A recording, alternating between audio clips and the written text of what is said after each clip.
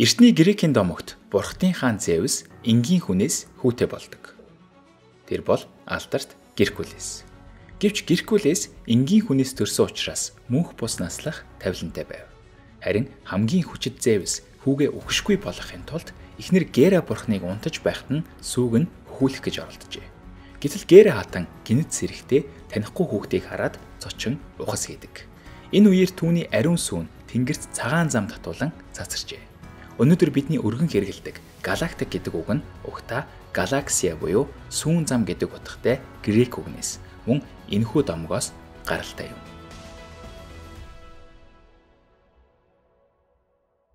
Тэгэхээр сүүн зам болон галактик гэдэг нь анх ижлэхэн утгатай байжээ. Гэвч өнөөдөр одоо орны хувьд энэ нь хоёр тустай ойлголт. Эрт үед галактик ба сүүн зам гэдэг ойлголтууд хоорондоо ялгаагүй байсан нь ийм учиртай. Тухайн үед ертөнцийг бид зөвхөн өөрсдийнхөө галактикаар л төсөөлдөг байлаа. Гэтэл үнэндээ тийм биш болж таарсан. Одоо бидний мэдэж буйгаар ертөнцид дор хаяж 200 тэрбум галактик бий. Огт оргүй хоосон, зах хязгааргүй тэнгис дунд торон үзэгдэх, харанхуйд гэрэлтэн харагдах арал мэт тэрхүү материйн бөөгнөрл оддын ай бол галактик юм. Тэдгээрийн нэг нь буюу бидний дотор нь оршин байдаг нь ертөнцид харьяалагдах бидний огторгуйн хаяг болох сүүн зам галактик билээ.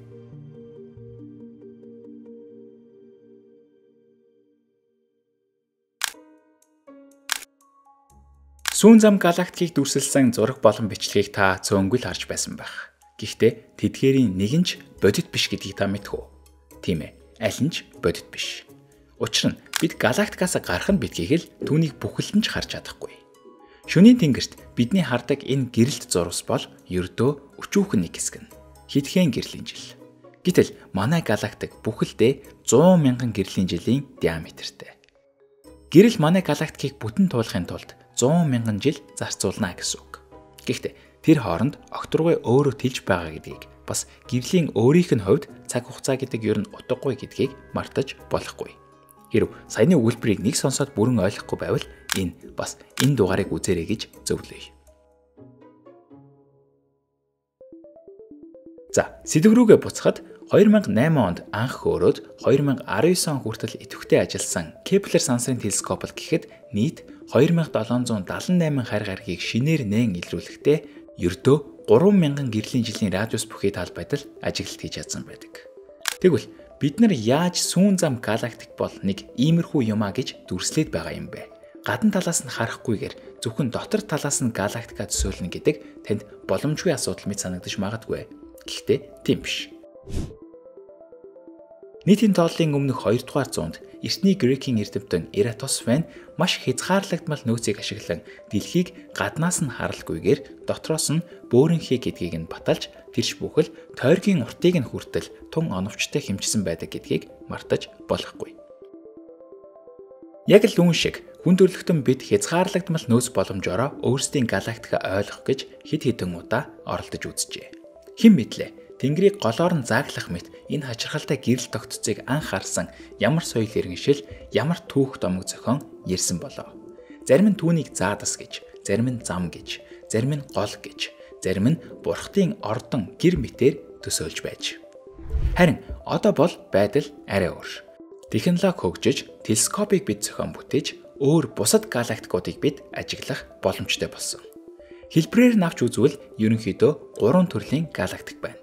Эхнийх нь эллиптик буюу зөөвөн дуу, хоёр дахь нь спираль буюу мушка, гурав дахь нь харин тодорхой хэлбэр дүрсгүй буюу голцоо мөргөлдөөд удаагүй галактикууд ийм байдаг. Харин манай галактик эдгээрийн аль нь вэ гэдгийг ялгаж ядаад байх юм байхгүй.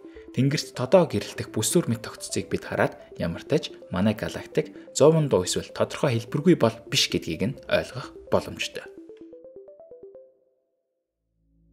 Жишээ нь манайх эллиптик байсан бол тэнгэр дэх одод ерөнхийдөө жиг тархсан байдалтай харагдах байсан. Гэвч манай тэнгэрт одод нэг зураас дээр хит төвлөрсөн байгаа нь диск маягийн хэлбэртэй гэдгийг нь илэрхийлж байна. Иймэрхүү диск хэлбэртэй гэхдээ материуд нь мушгирсан буюу спираль байдалтай галактикууд энэ ертөнцид үнэхээр түгээмэл оршин байдаг гэдгийг бид ажиглалтаар нотолсон. Бидний рүү харах өнцөг нь янз бүр байрлах учраас бид тэднийг бараг бүх талаас нь харж болно. Жишээ нь Энд харагдаж буй M51 гэдэг галактикийг бид яг дээрээс нь харж байна. M81-ийн хувьд бас л дээрээс нь гэхдээ ялимгүй азайсан байдалтай. Андромеда галактикийн хувьд налуу өнцөг нь арай илүү. Гэхдээ л мушгаа гаруудыг нь харж болох хэмжээний. Sombrero галактикийг бид бараг л ихт хажуугаас нь хардаг. Яг л диск мэт хавтгай хэлбэртэй гэдэг нь ойлгомжтой байна. Тэгвэл бүр яг хажуунаас нь харуул яаж харагдах болоо? Энэ бол NGC 898 гэдэг галактик. 30 сая гэрлийн жилийн алсад орших энэ галактикийг бид яг хажуунаас нь харж байгаа учраас мушгаа гаруудыг нь ялгаж харах боломжгүй байна. Тэнгэрт харагдах сүүн замтай ер нь төстэй байгаа биз? Гэхдээ бидний харж буй энэ хэсэг бол сүүн замын өчүүхэн нэг хэсэг гэдгийг нь мартаж болохгүй. Түүнийг бүхлээр нь харахын тулд бидэнд сансрын телескопууд хэрэгтэй. 2013 онд хөрсөн Gaia телескоп 14-өөс 16 оны хооронд биднийг тойрсон сансрын бүтэн панорамик зургийг боловсруулжээ. Энэ бол манай сүүн зам галактикийн хамгийн өндөр нэгтгэшилтэй бодит зураг.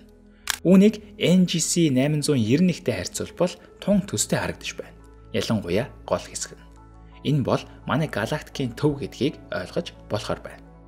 Үнэхээр энэ хэсэг рүү чиглээд наривчилсан ажиглалт хийвэл энэ төв хэсэгт байгаа тоос мананцрууд гэрлийн хурдны 30% хүртэлх гайхалтай хурдаар хөдөлж буйг. Тэр хавийн одод ч бас нэг зүйлийг тойрон эргэлдэж байгааг харах боломжтой. Иргэн тойрондоо ийм хүчтэй нөлөө үзүүлж чадах цор ганц зүйл бол дотроо 4 сая ширхэг нарыг багтаах супермассив авраг хар нүх юм. Тийм ээ. Энэ бол Sagittarius A хар нүхний байрладаг газар. 2 жилийн өмнө бид энэ хар нүхний зургийг авч чадсан шүү дээ. Энэ тухайг эндээс үзээрэй. Тэгэхээр ямар ч тач бид галактикийнхаа төвд юу байгааг мэдж байна. Мөн галактик маань ямар төрлийнх вэ гэдгийг барагцаагаар бас гадарлаж байна. Тэгвэл хамгийн чухал асуулт. Бид галактикийнхаа яг хаана нь байгаа вэ?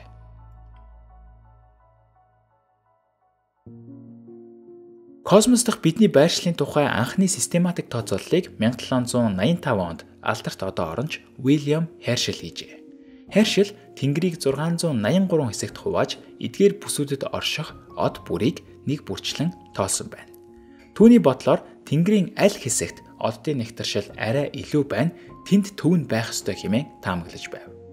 Гэтэл яг үнэндээ тоолоод үзвэл оддын нэгтэршил тийм ч хол зөрүүтэй гарахгүй байлаа. Ерөнхийдөө жиг тархсан байдалтай байв. Үүн дээр үндэслэн Herschel ерөөсөө бид ертөнцийн төвд нь байгаа юм биш үү гэдэг гаргалгааг хийжээ. Угтаа Herschel-ийн логикт буруу байгаагүй. Гэхдээ түүний тооцоололд тухайн үед хараахан нэгдээгүй нэг зүйл багтаагүй байсан юм. Тэр нь одод хоорондын тоосонцор мананцар. Эдгээр тоосонцрууд галактикийн төв рүү ойртох тусам ихсэх ба түүнээсээ улбаалаад зарим оддын гэрлийг нь халахалж эхэлдэг. Гэтэл галактикийн төв рүү ойртох тусам оддын тооч бас ихсэж байгаа шүү дээ. Тиймээс хэрвээ эдгээр тоосонцруудыг тооцоололдоо багтаахгүй бол галактикийн төвөө бид энгийнүүдээр тодорхойлж чадахгүй юм. Яг л Herschel шиг. Гэхдээ бас нэг зүйлийг мартаж болохгүй. Herschel-ийн үед ерөөсөө галактик гэдэг ойлголт байгаагүй. Энэ бол 20 дугаар зууны эхээс л дөнгөж цугбайсан шинэхэн нээлт.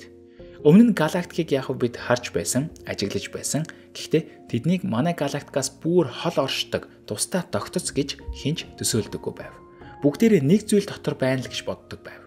Учир нь бусад галактикууд дэлхийгээс энгийн телескопоор тиймч тод харагддаггүй шүү дээ. Үүл мананцраар хүрээлэгдсэн од мэтэл харагддаг. Тэр ч утгаараа небула буюу латинаар мананцар гэж нэрлэгддэг байж. Уул нь эдгээр мананцрууд нь магадгүй үнэхээр хол оршдог тусдаа тогтцоод байж болно гэсэн таамаглалыг тухайн үед дэвшүүлж байсан эрдэмтэд байсан. Гэхдээ үүнийг хинч нотолж чадахгүй байлаа. Учир нь тэдгээрийн аслагдах зайг нь хэмжих аргачлал хараахан нээгдээгүй байв. Нэг эмэгтэй одон оронч хаалгыг татах хүртэл. Henrietta Leavitt 1908 онд маш сонирхолтой нэгэн нээлтийг хийжээ. Грекийн домогт Андромедагийн эцэг гэж гардаг Cepheus хааны нэрээр нэрлэгдсэн нэгэн одны орд бий. Энэ ордод тун хачирхалтай нэгэн од бий. Delta Cephei хэмээх уг одны гэрэлтсэн маш сонирхолтой байдлаар тодорхой давтамжтай анивчдаг. Одоо орончид түүнтэй төстэй ийм онцлогтой одод цөөнгүй байдгийг анзаараад Cepheid од гэдэг шинэ ангилал бий болгожээ. Харин Henrietta-гийн хувьд эдгээр оддын тун чиг хэрэгтэй нэгэн онцлогийг нь анзаарчээ. Цефейд оддын анивчих мөчлөх ба жинхэнэ гэрэлтэц хооронд нь холбоос байгааг тэр илрүүлсэн байна.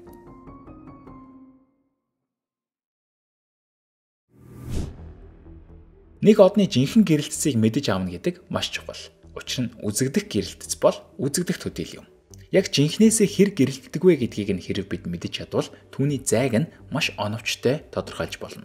Жишээ нь нэг лааны 1 метрийн цаадах жинхэнэ гэрэлтцийг нь бид мэдэж байвал түүнийг 10 метр эсвэл 10 мянган гэрлийн жилийн цаанч яаж гэрэлтгийг нь тооцоолж болно шүү дээ. Гэхдээ тийм холыг хэмжихийн тулд бидэнд төдий чинээ том лаа хэрэгтэй. Энэ гайхалтай аргыг бүр илүү хөгжүүлсэн эрдэмтэн бол Harley Shapley байлаа. Тэрээр бөмбөрцөг хэлбэрийн оддын бөөгнөрлийг ашиглан сүүн зам галактикийн бүтцийг нь бас хэмжээг нь танин мэдхийг оролджээ. Бөмбөрцөг хэлбэрийн оддын бөөгнөрл гэдэг нь бага орон зайд хэд олноороо бөөгнөрсөн оддыг хэлдэг. Жишээ нь M80 бөөгнөрлийг харуул ердөө 96хан гэрлийн жилийн диаметр дотор хэдэн 100 мянган од бөөгнөрсөн байдалтай байна. Харин Shapley эдгээр бөөгнөрлүүдийг ашиглан манай галактик хэр том бэ? Төв нь хаана байгаа вэ? Бид өөрсдөө хаана байгаа вэ гэдгийг тооцоолох гэж оролджээ. Үнэхээр эдгээр бөөгнөрлүүд Sagittarius буюу номын ордны зүгт илүү олноороо байсан ба ийхүү бид өөрсдийн галактикийнхаа төвийг анх удаа оновчтой нээн илрүүлсэн юм. Бид хээршлийн төсөөлсөн шиг төв хэсэгт нь биш, харин төвөөсөө нэлээд зайдуу, тиймч онцгой гэхээргүй бүсэд хөвж яваажээ. Shapley-ийн таамгаар бид төвөөсөө 50 мянган гэрлийн жилийн зайтай гэгдэж байсан ч өнөөдөр илүү нарийн өгөгдөлд суйрлан 26 мянган гэрлийн жилийн зайд байгаагаа олж тогтоогод байна.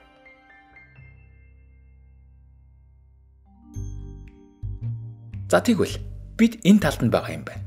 Тэгвэл нөгөө талыг нь яаж ийм гэж дүрсэлж чадаад байгаа юм бэ? Бид нөгөө талд нь очиж үзээгүй шүү дээ. Галактик маань хавтгай учраас нөгөө тал нь бидэнд харагдахгүй. Арай ч юу гэж нэг юм. Бөмбөрцөг од модны тусламжтайгаар л төв нь хаана вэ гэдгээ мэдэж авлаа. Үнэхээр манантай ойд бид зөвхөн харааны бяд хүрэх хэсгээл бараг цаалахаас биш цаатахыг нь мэдэх аргагүй шүү дээ. Гэхдээ хэрв тэр мананг нэвт хардаг хүчтэй бол ямар вэ? Жишээ нь Джеймс Веб шиг дурантай бол. Хит яган эсвэл нийл улаан туяаны гэрлийн мужийг мөн түүнээс цаатахыг хүлээн авч чаддаг бол бид нүднийхээ бядэнд хязгаарлагдах шаардлагагүй болох юм. Жишээ нь галактикийн төвд байгаа хар нүхийг бид радио телескопын тусламжтайгаар дүрсчилж чадсан. Энгийнүүдээр бид түүнийг байдаг эсхийг ч мэдж чадахгүй. 1930-ад оноос үүсэлтэй 50-ад оноос эрчимтэй хөгжиж эхэлсэн радио астрономийн тусламжтайгаар бид манангийн цаатахыг нэвт харах шиг л болсон. Галактикийнхаа бүтцийг илүү сайн мэддэг болж бүр түүний газрын зургийг боловсруулж эхэллээ. Галактикийнхаа газрын зургийг бүтээхэд хэрэг болсон хамгийн үр дүнтэй арга нь шинээр төрж буй оддыг ажиглах явдал байв. Учир нь сүүн зам эргэх тутамд мушгай галактикийн гар гэж нэрлэгдэх материйн бөөгнөрл нь шинээр од бүрэлдэхэд тохиромжтой нөхцөлийг бүрэлдүүлдэг байна. Тэгэхээр нөгөө талаасаа хаана шинэ одод олноо төрж байна, тэнд манай галактикийн мушгай гар нь байна гэж хэлж бас болно гэсэн үг. Энэхүү техникээр олон жилийн турш өгдөл цуглуулсан радиоастрономийн нэгдсэн анализ нь манай галактикт 4 үндсэн мушгай гар байна гэдэг дүгнэлтэд хүргэжээ. Гэтэл 2008 онд гэрлийн нийл улаан мужийг хүлээн авах чадвартай Albert Spitzer сансрын телескоп нь 110 сая оддыг ажигласны эцэст манай галактикт үндсэн 2 мушгай гар мөн тэдний завсраар олон тооны жижиг мушгай гарууд оршин байна гэсэн дүгнэлтийг хийжээ. Өнөөдрийг хүртэл идэвхтэй ажиллаж буй Gaia телескоп бүр 1 тэрбум моддын аслагдах зай болон харьцангуй хурдыг нь хэмжиж тооцоолол хийхдээ Spitzer-ийн дүгнэлтийг баталгаажуулсаар байна. Тэгэхээр энэ бүх ажиглалтын эцэст та космос дахь гэрийн хаягч нь хаана вэ гэдэг асуултад ингэж хариулаарай. Сүүн зам галактикийн Sagittarius болон Perseus гарны хооронд арай жижиг Orion хэмээх мушгай гар бий. Түүний төв рүүгээ буюу хар нүх рүүгээ харсан цонхтой талд нь бид оршин суудаг гэж. Хэрв та дараагийн удаа шөнийн тэнгэрт сүүн замыг харах бол үүнийг эргэн санаарай. 100 мянган гэрлийн жилийн диаметртэй мушгай нэгэн галактикийн бяцхан нэг гарных нь захын гудамд нь байрлах жижигхэн хашааны банзыг нь бүтнээр нь харж чадхааргүй тийм л өчүүхэн зүйл гэдгээ. Энэхэн харуулц төдийхнөр эртний хүмүүс янз бүрийн түүх томог зохион ярьдаг байсан. Гэхдээ өнөөдөр та үүнийг ядаж галактик гэдгийг нь мэднэ. Мөн түүний төв нь хаана байгааг. Тэрхүү төв хэсэгт энэ бүх галактикийг тогтоон барьж буй зүйл юу вэ гэдгийг нь гадарлах тансаг зэрэглэлийн арга онцөг танд байна.